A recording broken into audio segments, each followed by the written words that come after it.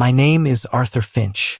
For 47 years, that name meant stability, quiet ambition, and a life meticulously crafted, brick by brick.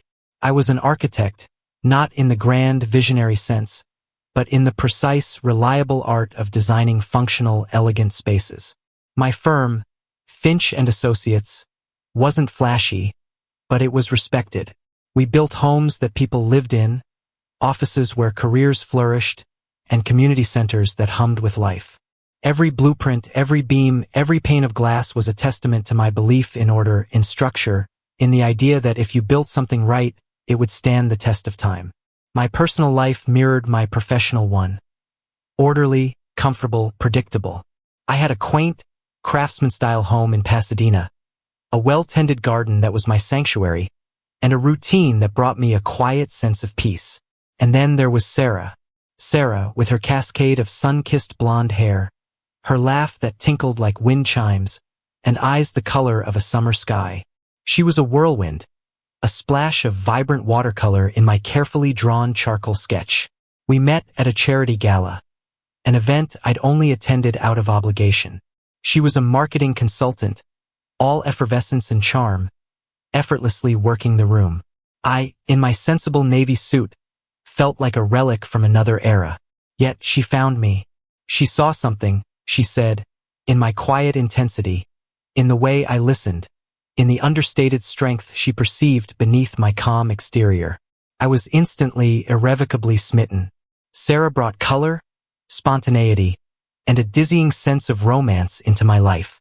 She encouraged me to loosen up, to take risks, to dream beyond the confines of my carefully constructed world. Within 2 years, we were married, a whirlwind courtship that left my more pragmatic friends raising eyebrows, but filled me with an exhilarating sense of new beginnings. Our life together, for the first few years, was a blissful blur. We traveled, we entertained, we renovated the Pasadena house, turning it into a brighter, more open space that reflected Sarah's vivacious spirit. She managed our social calendar, infused our home with an effortless elegance, and made me feel, for the first time in my life, truly alive. My retirement fund, a substantial sum accumulated over decades of prudent investment, was our unspoken safety net, a comfortable cushion for our golden years. We often spoke of our dreams for retirement, a small villa in Tuscany, long afternoons spent painting and reading, leisurely strolls through sun-drenched vineyards. It was a future I looked forward to with an almost childlike anticipation, a future built on shared dreams and unwavering trust. The first tremor in my perfectly constructed world came subtly, a faint rumble barely perceptible beneath the surface. It was a dull ache in my chest, a persistent fatigue that I brushed off as overwork. Sarah, ever attentive, urged me to see a doctor. The diagnosis, when it came, was a sledgehammer blow. A congenital heart defect, long dormant, now demanding immediate attention. Bypass surgery. The words echoed in the sterile doctor's office, stripping away my sense of invincibility, leaving me feeling exposed and vulnerable. The surgery itself was a blur of fluorescent lights, hushed voices, and the metallic tang of antiseptic. I remember the comforting squeeze of Sarah's hand just before the anesthesia took hold, her whispered promise to be there when I woke up, and she was. For the first few days, she was a constant, shimmering presence in my hospital room, her voice a soothing balm, her touch a lifeline. She fluffed my pillows, brought me lukewarm tea, and read to me from the books I loved. She spoke of our future, of my recovery, of all the adventures we would still have. My gratitude for her was boundless, a deep well of love that filled my aching chest. But as the days bled into weeks, and my initial, fragile recovery gave way to the slow, monotonous grind of rehabilitation, a subtle shift began. Sarah's visits became shorter, her phone calls less frequent. She'd always had a busy social life, and I tried to rationalize it. She was probably just overwhelmed, I told myself, trying to manage everything while I was incapacitated. My focus was entirely on my physical recovery, the slow, agonizing process of rebuilding my strength, of learning to trust my body again. My mind, still fuzzy from medication and weakened by illness, wasn't equipped to process anything beyond the immediate, physical challenges. It was a week after I'd returned home, still navigating the labyrinthine hallways of my own house with the aid of a walker, when the first real crack appeared in the facade. A letter from my bank, addressed to both of us, lay on the kitchen counter. My hands, still unsteady, fumbled with the envelope. It was a statement detailing a significant withdrawal from our joint investment account. My retirement fund. A knot of unease tightened in my stomach. "Sarah?" I called out, my voice thin and reedy. She emerged from the living room, her phone pressed to her ear, a faint smile playing on her lips. She looked radiant, dressed for an outing, a vibrant scarf knotted artfully around her neck. She ended her call abruptly, her smile faltering as she saw the letter in my hand. "What's this, Sarah?" I asked, my voice barely a whisper. The numbers on the statement swam before my eyes. A withdrawal of over $1 million. My life savings. Her eyes darted around the room, avoiding mine. "Oh, that," she said, a little too brightly. "Just a minor reinvestment, darling. Something I've been looking into. A brilliant opportunity, really. Didn't want to bother you with the details while you were recuperating." Her casual dismissiveness, the glib lie, felt like a slap. My mind, still sluggish, struggled to comprehend. $1 million, Sarah? Without discussing it with me? While I was in the hospital? Her composure began to crack. "Don't be dramatic, Arthur. It's our money, isn't it? And it's going to make us even more. You'll thank me later." She moved towards me, a placating hand reaching for my arm. I recoiled. "Where is it, Sarah? Exactly where has $1 million gone?" The tremor in my hands was no longer just from weakness. It was from a cold, rising dread. Her face hardened, the bright mask finally slipping. "It's gone, Arthur. And so am I." The words hung in the air, sharp and precise, cutting through the flimsy tissue of my recovery, severing the last threads of my illusion. She walked past me, towards the front door. Her packed suitcase, a sleek, designer piece I'd bought her last Christmas, stood silently by the threshold, a stark testament to her premeditated betrayal. "What are you talking about?" My voice was raw, a strangled sound I barely recognized as my own. She paused, her hand on the doorknob, and finally, her eyes met mine. They were devoid of the warmth I had known, cold and distant, like shattered pieces of blue glass. "I'm talking about freedom, Arthur. About not being tied down to a predictable, stifling life. About having the kind of money I deserve, without having to beg for it." A cruel, triumphant smile touched her lips.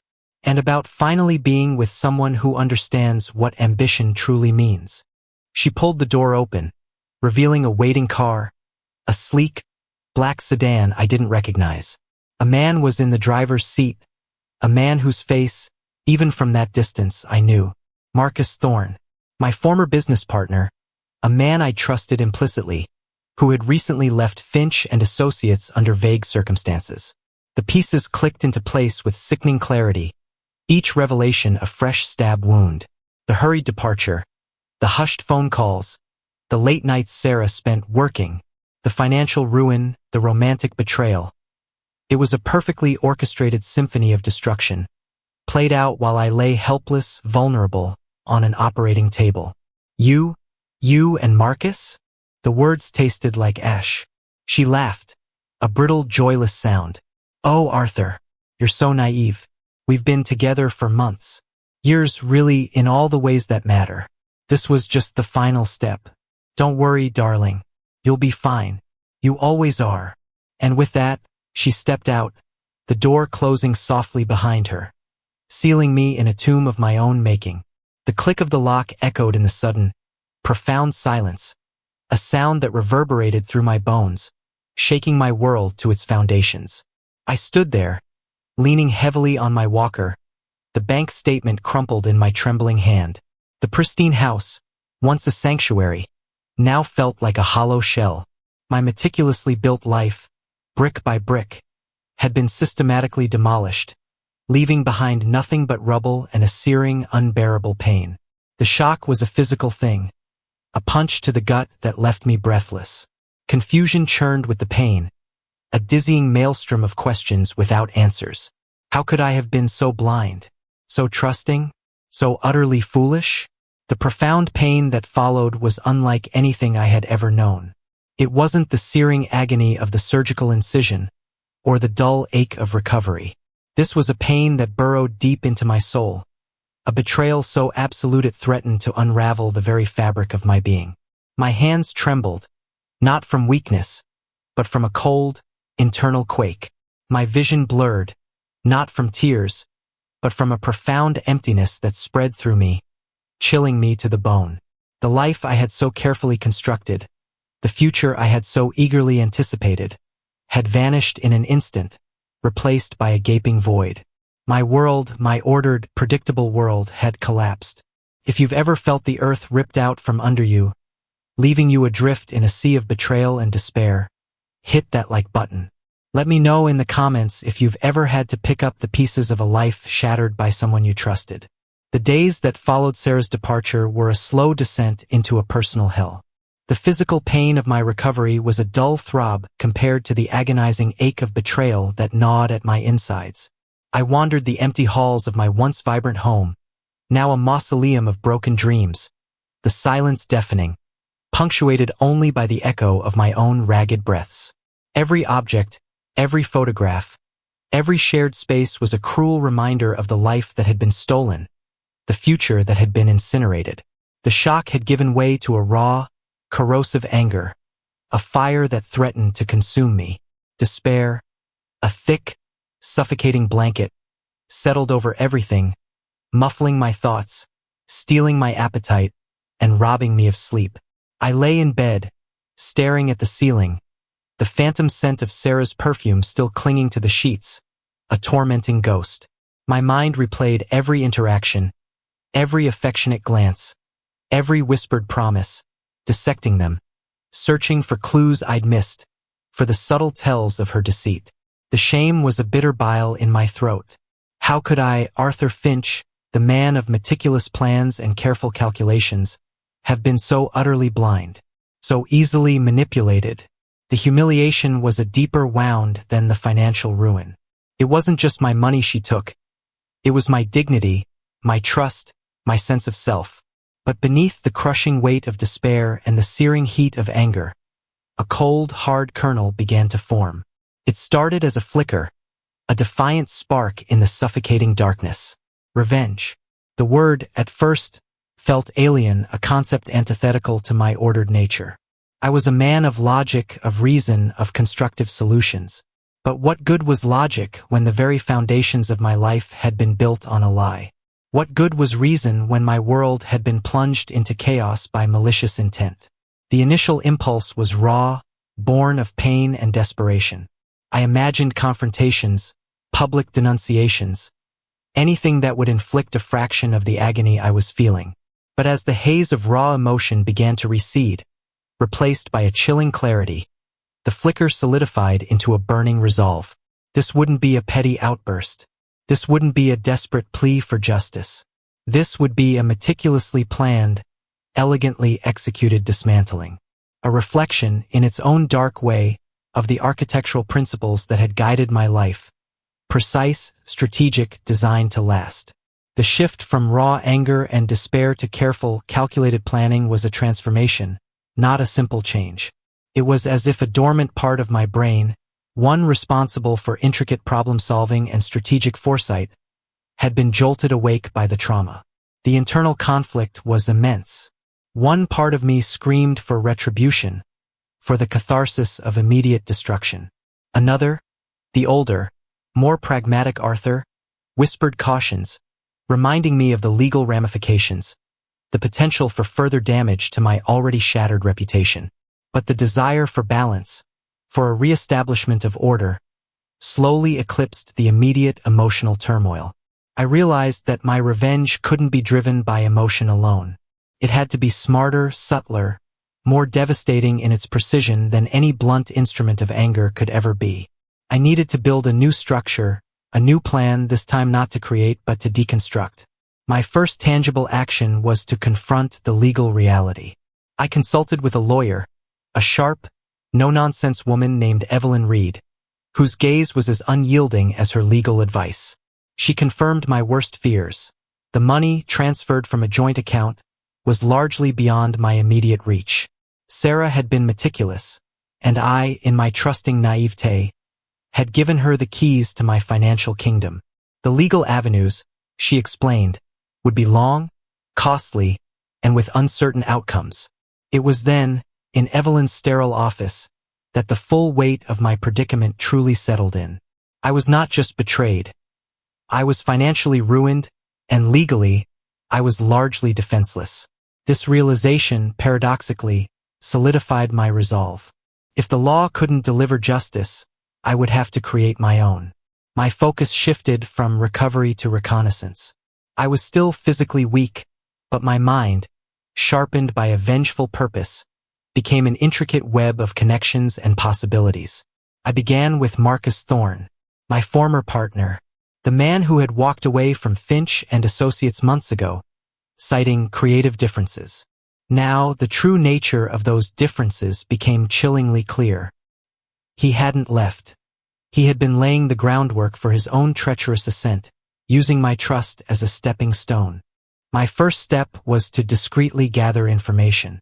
I reactivated an old, rarely used LinkedIn account, creating a fictitious profile for a consultant interested in the local architecture scene.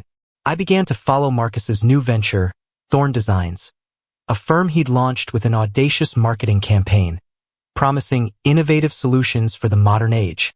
His social media was a carefully curated facade of success, replete with lavish launch parties, glossy photos of his new, opulent office space, and glowing testimonials from satisfied clients. Sarah, of course, was prominently featured in many of these photos, always by his side, her smile as bright and false as the morning sun reflected off a polished knife. I spent hours poring over public records, corporate filings, and industry news. My architectural background, with its emphasis on structure and detail, became an unexpected asset. I understood the subtle intricacies of business dealings, the whispers of the market, the unspoken rivalries that simmered beneath the surface of the professional world. I learned that Thorne Designs, despite its glossy exterior, was struggling to secure significant contracts.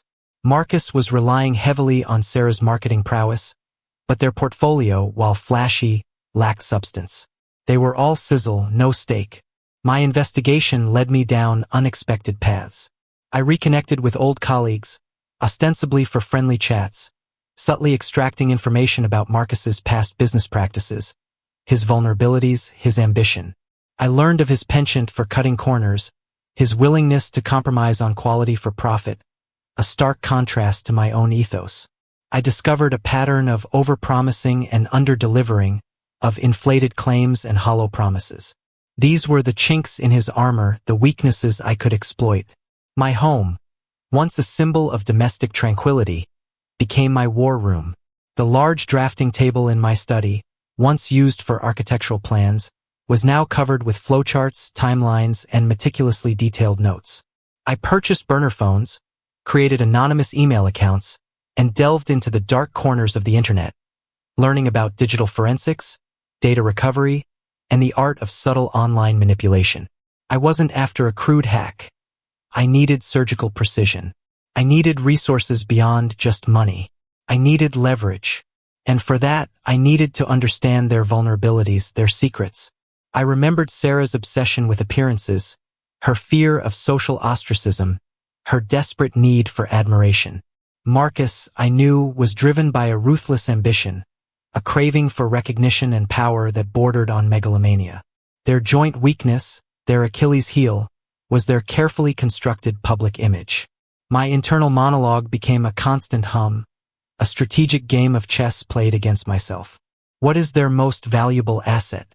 Their reputation. How do I dismantle it without leaving fingerprints? Subtlety, misdirection, and the power of truth, meticulously unveiled. I began to cultivate an unlikely network. A former intern of Marcus's, disgruntled after being unceremoniously dismissed, provided invaluable insights into his shoddy record-keeping and his tendency to leave digital trails. A disgruntled former client, stung by Thorn Design's deceptive practices, offered a treasure trove of documented failures. These were the bricks I would use to dismantle their edifice of lies. My physical recovery, once my sole focus, became a secondary concern, a mere means to an end. I forced myself to walk, to exercise, to rebuild my strength, knowing that every ounce of physical resilience translated into mental fortitude. The anger was still there, a simmering cauldron beneath the surface, but it was now controlled, channeled into a laser-like focus. Despair was banished, replaced by a cold, unwavering resolve. I was no longer the shattered man left in the wreckage of his life. I was Arthur Finch, the architect, and I was designing their ruin. The preparation was slow, painstaking, and utterly consuming. It was a descent into a labyrinth of their lies, a meticulous excavation of their vulnerabilities. I studied their social media presence, identifying key contacts, influential figures, potential allies I could subtly turn against them.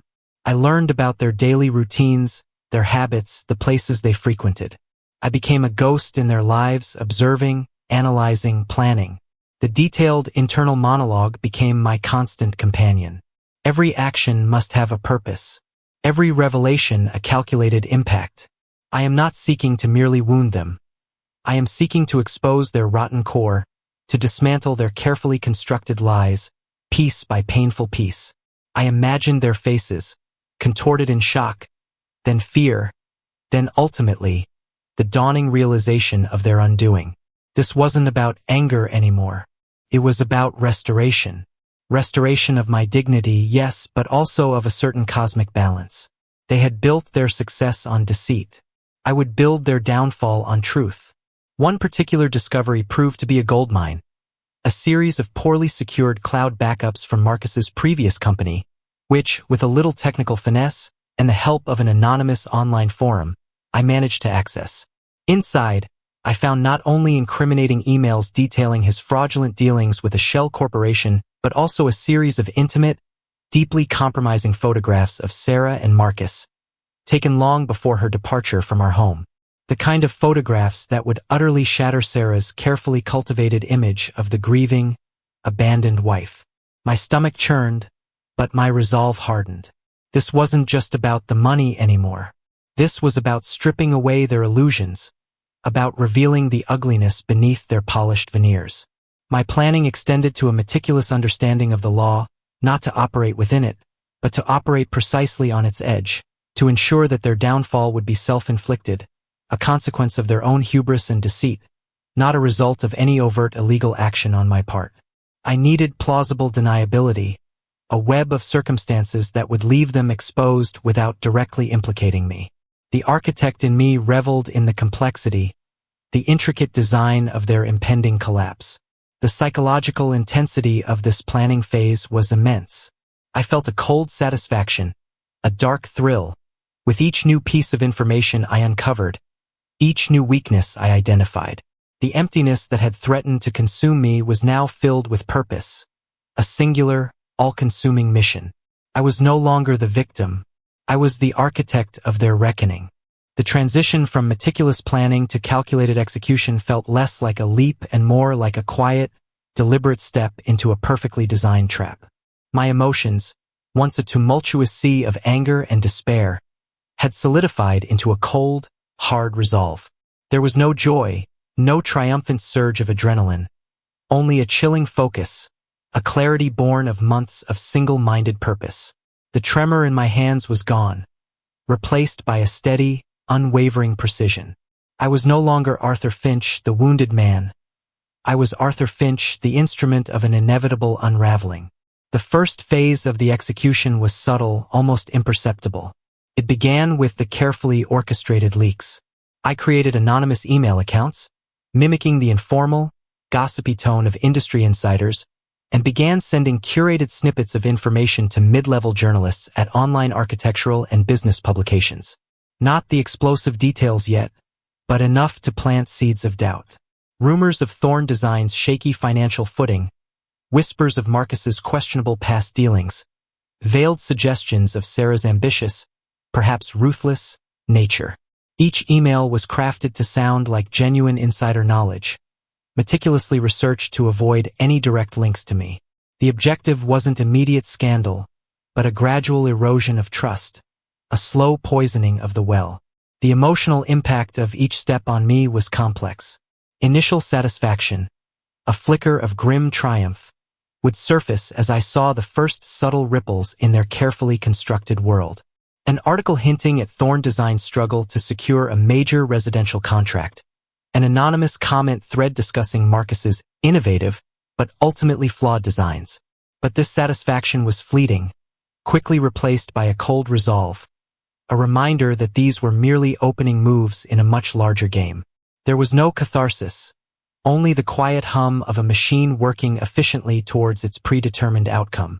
My physical presence in public remained understated. I continued my rehabilitation, projecting the image of a man slowly but surely recovering from a devastating illness and betrayal.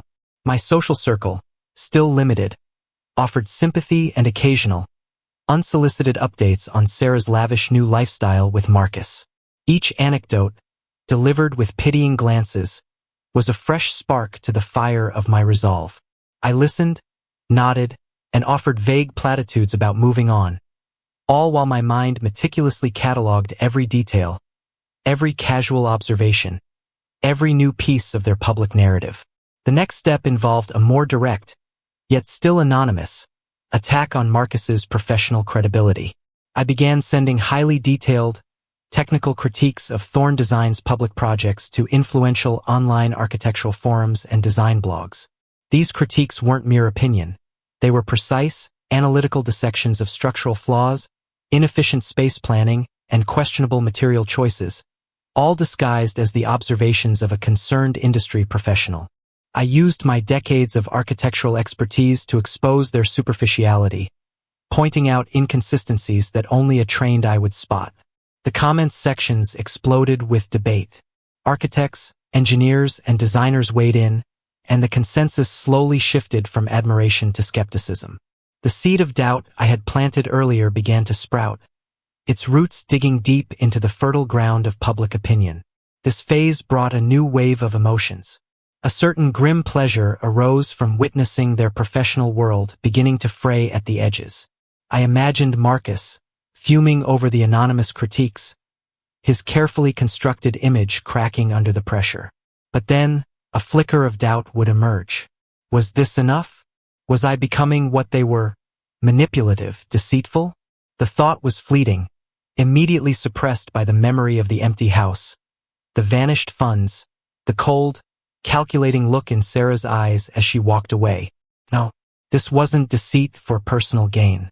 This was a rebalancing, a correction. The specific events of the revenge directly addressed the nature of the original betrayal. Sarah had stolen my financial security and my future. Marcus had exploited my trust for personal gain. My revenge would strip them of their security, their future, and their professional standing, built as it was on deception. My final and most potent strike involved the digital skeletons I'd unearthed, the compromising photographs and the incriminating emails from Marcus's cloud backups. This was the nuclear option to be deployed with surgical precision.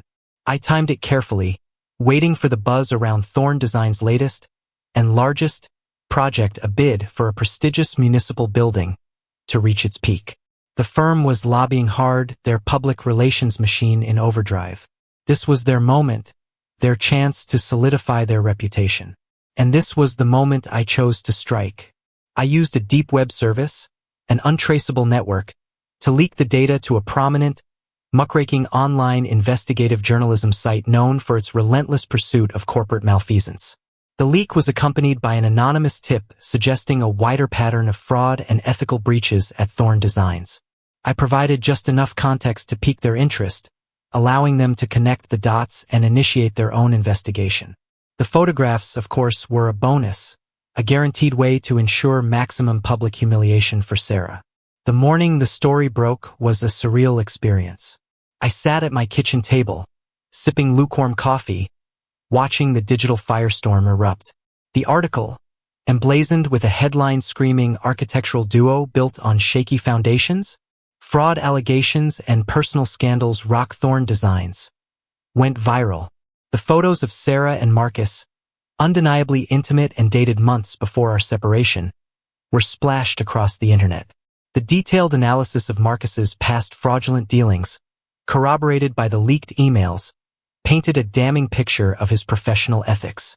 The emotional impact was immediate and profound. A surge of vindication, cold and precise, coursed through me. This wasn't the fiery rush of vengeance I had once imagined. It was a deep, bone-deep satisfaction, the quiet triumph of a meticulously executed plan. I saw their carefully constructed world, their public image, their professional aspirations, crumble in real time. Comment sections exploded with outrage, disgust, and a perverse delight in their downfall. Social media accounts, once brimming with their self-congratulatory posts, were now deluged with vitriol. I imagined Sarah, her perfect facade cracking, her carefully manicured world dissolving into scandal and shame. I pictured Marcus, his ruthless ambition turning to ash in his mouth, his professional reputation irrevocably tainted. It was a sweet, bitter victory. The bitterness came from the realization of how much pain it had taken to reach this point, how much of my own soul had been transformed in the process. Yet, a peculiar emptiness began to emerge, a subtle hollow feeling in the pit of my stomach. The intensity of the planning, the laser-like focus on their destruction, had filled the void left by their betrayal. Now, with the primary objective achieved, a new kind of silence descended. Had this been enough? Was this the justice I had craved? The immediate aftermath of the exposé was a flurry of public recrimination.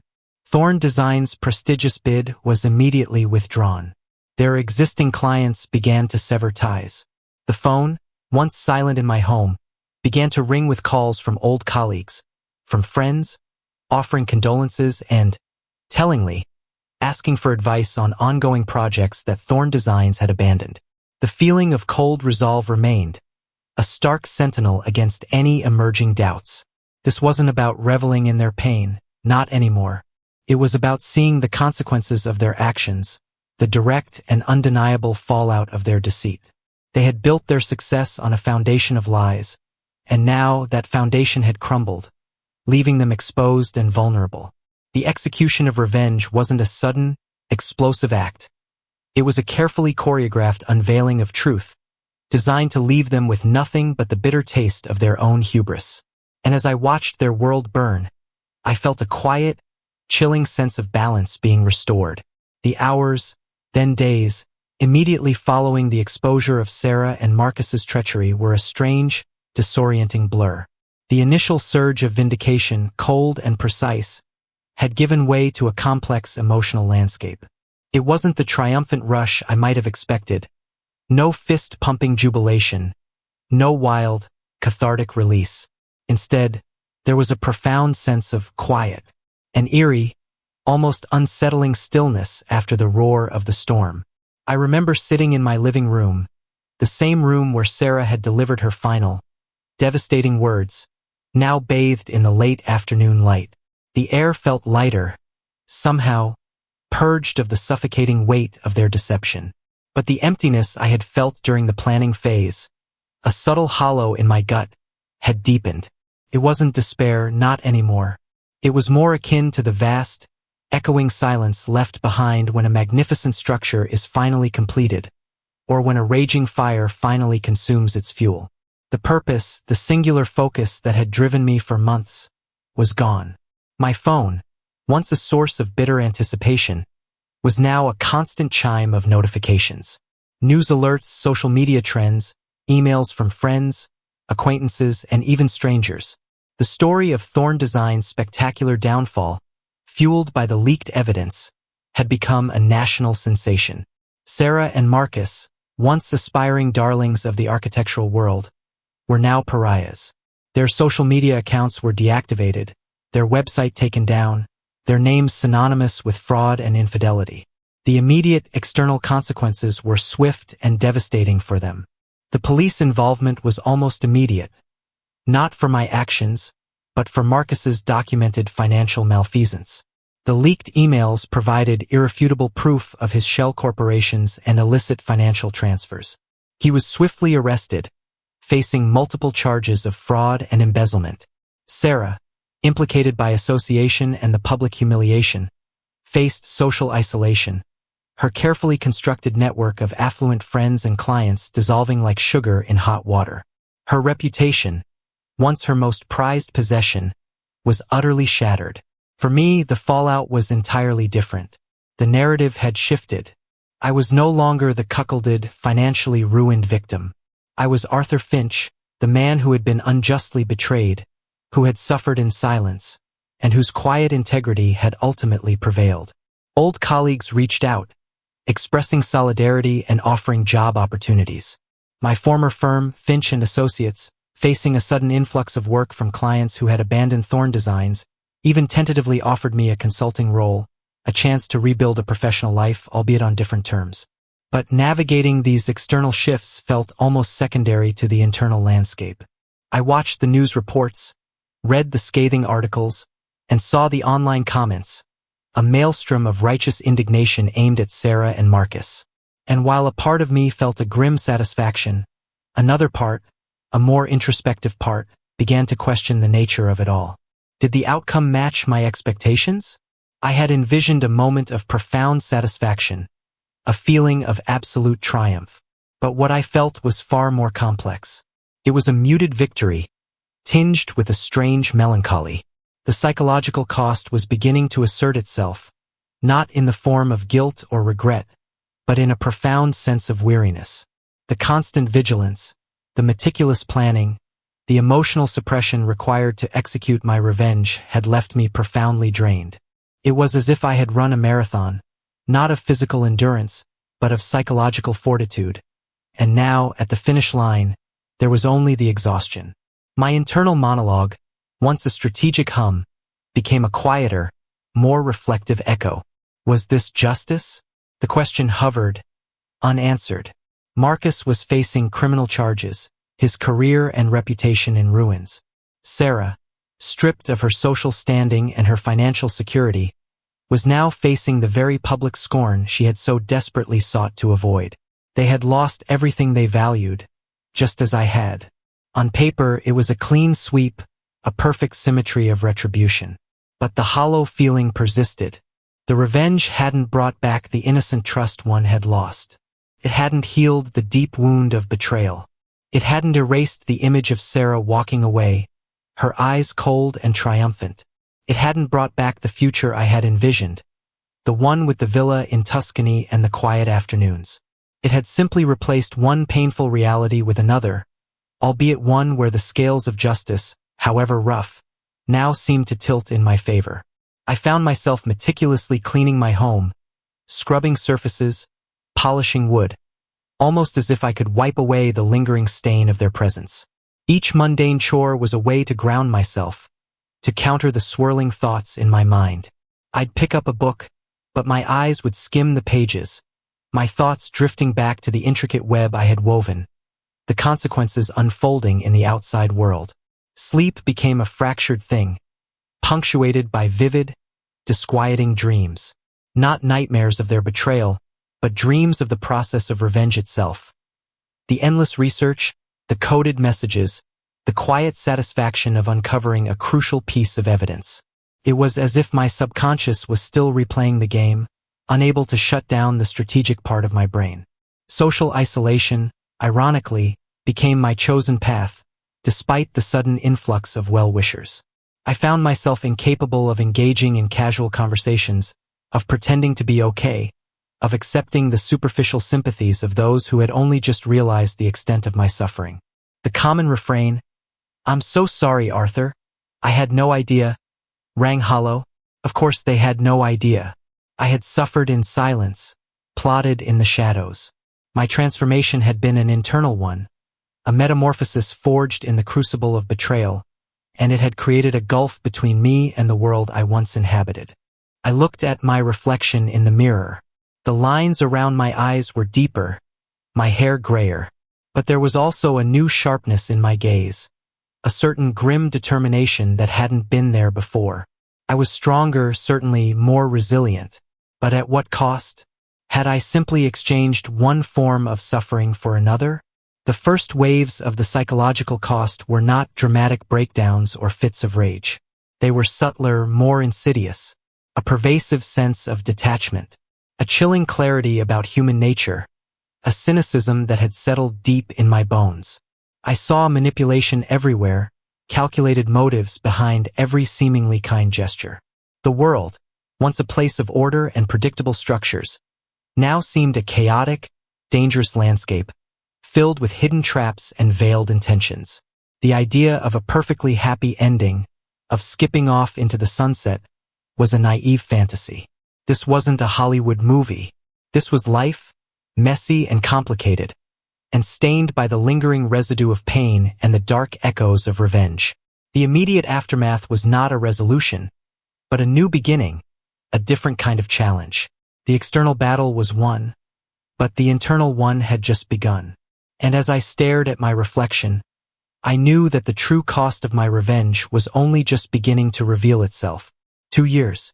2 years have passed since the digital wildfire I ignited consumed Sarah and Marcus's carefully constructed world, leaving nothing but scorched earth in its wake. 2 years since the headlines screamed, the police lights flashed, and the public gawked.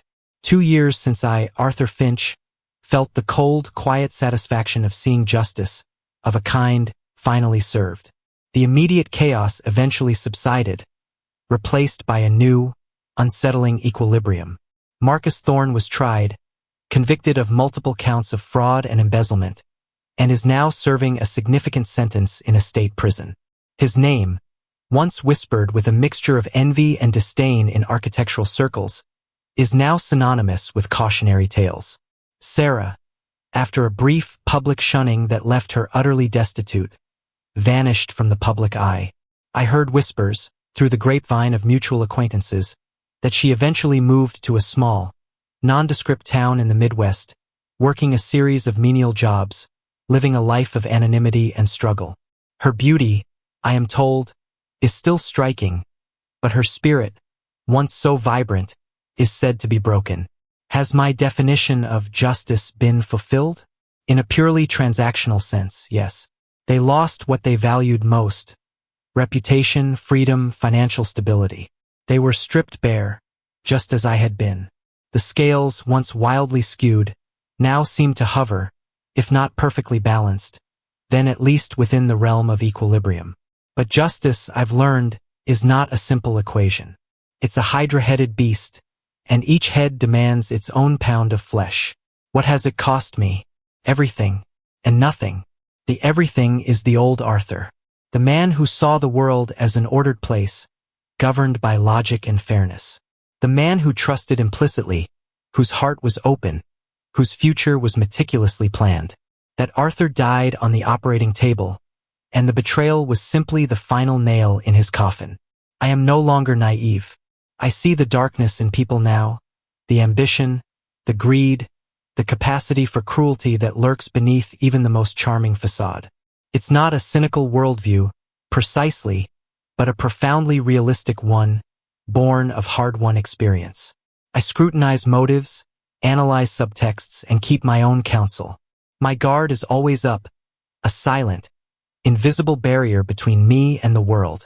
The nothing is the freedom from illusion, the shedding of a false reality. I no longer live in a gilded cage of manufactured happiness. My life, now, is raw, unvarnished, and brutally honest. I've rebuilt, not in the same way but on new foundations. The offer from Finch and Associates materialized into a full-time consulting role. I don't own the firm anymore, and I don't want to. The responsibility, the daily grind, the constant need to manage and oversee, that's not for me now. I lend my expertise, my architectural insights, my precise eye for detail, but I remain detached, a quiet observer. The work is good, stimulating, but it no longer defines me. It's a means to an end, a way to rebuild a comfortable life, a life that is truly my own, unburdened by false promises or shared illusions. Isolation has become my chosen companion. My social circle has shrunk to a handful of trusted individuals. Evelyn Reed, my lawyer, with whom I occasionally share a quiet dinner, and a few old, steadfast friends who saw me through the darkest days without judgment. Casual acquaintances, the ones who once reveled in Sarah's extravagant parties, now feel alien, their chatter about superficialities grating on my refined senses. I find solace in solitude, in the quiet contemplation of my garden, in long walks along the beach, where the rhythmic roar of the Pacific Ocean drowns out the lingering echoes of betrayal. My worldview has profoundly changed. I no longer believe in simple narratives of good and evil. People are complex, a swirling mix of light and shadow, capable of both immense kindness and profound cruelty. Revenge, I've learned, isn't about making the world right. It's about balance, about reclaiming a sense of agency when everything has been taken from you. It's a journey into the darkest corners of your own soul, and you emerge changed, irrevocably. The emotional and personal cost? It was immense. The sleepless nights, the gnawing anxiety, the transformation into someone capable of such cold calculation. These were burdens I carried, and still carry. The memories, though less sharp, still occasionally resurface, like phantom pains in an amputated limb. But was it worth it? This is where the simple answers elude me. There is no triumphant declaration, no resounding yes. If I were to tell you that revenge brought me perfect peace, that it filled the void and restored my faith in humanity, I would be lying. It brought a certain kind of closure, a sense of having reclaimed my dignity. It allowed me to move forward, not by forgetting, but by confronting the pain head-on and forging a new path. The haunting sense of continuation is the truest reflection of my journey. The scars remain, etched deep into my psyche. The quiet man who built a life of order and predictability is gone, replaced by someone more astute, more wary, but also, perhaps, more authentic. I have learned to live with the complexities, with the knowledge that justice can be a double-edged sword, and that personal satisfaction can be a hollow victory. I am Arthur Finch. I survived. I rebuilt. And I learned that sometimes, the only way to heal a broken heart is to re-engineer it, piece by painful piece, into something stronger, something capable of enduring the next storm.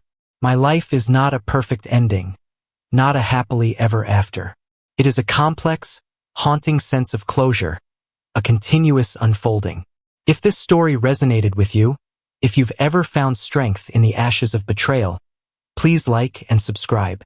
Share this video with someone who needs to hear it. And in the comments below, share your own story. How did you navigate your toughest betrayals? And what did you learn about justice and about yourself?